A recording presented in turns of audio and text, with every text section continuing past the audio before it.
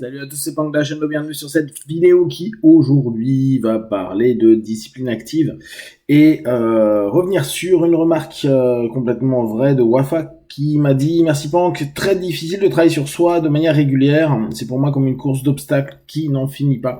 Je trouve cette remarque très vraie et très commune. Il y a beaucoup d'entre nous qui galérons à avoir une discipline active, positive, qui nous permet au quotidien de d'aller là où on a envie. Et c'est pour ça que je vous proposais d'aller serrer un petit peu vos dents, parce qu'effectivement c'est pas cool et c'est pas agréable. Et je reprends cette idée de la salle de sport.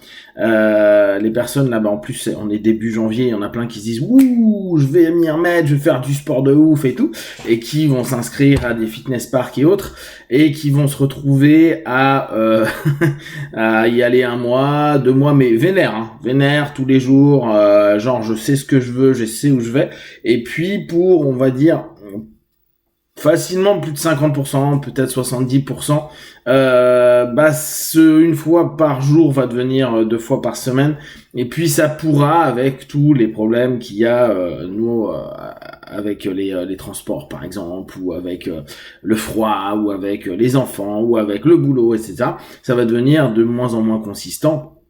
Et on va se rendre compte au bout d'1 an que ça serait bien peut-être qu'on arrête cet abonnement-là, ou avec un petit boost de la rentrée, parce que septembre ça aide aussi, on se dit: ouais, non mais je vais m'y remettre, ça fait quand même 3 mois que j'y suis pas allé, je vais quand même y retourner. Et c'est vrai que là on est purement dans la problématique qu'on a pour le boulot personnel, pour le travail intérieur.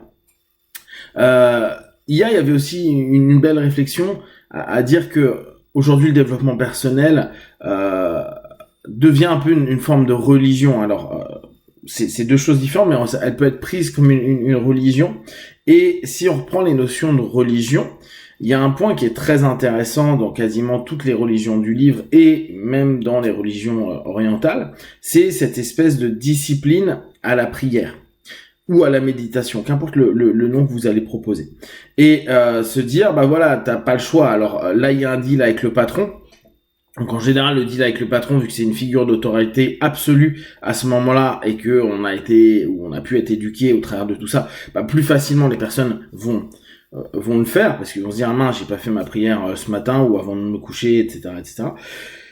Ou ma méditation du matin, méditation du soir, etc. Donc le plus, c'était cette espèce d'obligation, de loi, de règles, suivies ou pas, mais en général, vu qu'il y a une forme de figure d'autorité absolue, avec une notion déiste, et ou tout simplement même la famille qui dit: il faut le faire, ou on le fait. Et donc il y a l'effet mouton, l'effet de je suis ce que le groupe fait. Il y avait possibilité de paradoxalement diminuer la discipline, parce que au bout du compte c'est devenu une routine. Ce qui est difficile, c'est quand personne nous oblige, quand on est dans un travail où on est vraiment sincère et on a une envie profonde de grandir, d'avancer, de se développer, etc., et qui est la même envie que d'aller faire du sport pour être en pleine forme, ou de mettre en place un nouveau projet, et d'être vraiment hyper sincère dans cette dynamique, cette énergie. Et c'est quelque chose à prendre en compte, c'est-à-dire que à l'intérieur il y a une vraie flamme, une vraie volonté, une vraie intensité, qui après peut s'amenuiser, parce que on se rend compte que c'est pas forcément agréable, que c'est pas forcément avec des retours immédiats. Et c'est souvent ce que je dis en loi d'attraction, c'est souvent ce que je dis en auto-hypnose. Ce qui est un peu chiant, c'est que à l'inverse parfois d'un hétéro-hypnose, où on peut avoir des feedbacks qui sont un peu plus rapides dans le travail perso, parce que parfois on peut travailler avec un thérapeute ou avec un guide, je sais pas, en fonction de vos mondes. Le problème, c'est que tout seul, ça nous met un paquet de temps. Et c'est un point qu'il faut prendre en compte, parce que c'est ça qui démotive. On bosse depuis 1 mois, 2 mois sur arrêter de cloper. Voilà. Je me suis dit: j'arrête de cloper. Pank a proposé un programme de 21 jours et des audios. Je l'ai fait. Mais je continue à cloper, c'est de la merde, etc. Ok. Mais bon, j'ai diminué. Cool. Je vais encore devoir me forcer à garder cette idée-là, parce que je m'étais dit que j'ai arrêté de cloper, j'ai diminué de cloper, ça répond pas à mon attente, qui était je veux complètement stopper, mais en même temps, si j'arrive à changer mon état d'esprit par rapport à ça, je peux me dire, j'ai déjà, je fumais 2 paquets, je fume 5 cigarettes par jour, mais ça me plaît pas. Et c'est quand même réussi à s'imposer, à se dire non mais c'est quand même bien, il me reste 5 cigarettes, j'ai déjà réussi à descendre d'autant, c'est-à-dire que je vais être capable d'arrêter, je vais être capable de passer à autre chose. Et très souvent quand on met en place quelque chose, si on n'a pas un retour rapide, voire immédiat, et quand je dis immédiat, quand je propose ne serait-ce que des MP3 aux personnes et dire les gars, 21 jours c'est pas long, c'est 3 petites semaines. Le retour que j'ai, c'est que la majeure partie des gens ne font pas les 21 jours, ou sautent des jours, ou ne font pas la routine de 5 minutes à bosser sur soi. Donc c'est vrai que c'est complexe, et c'est complexe parce qu'on n'a pas un retour qui est tout le temps immédiat.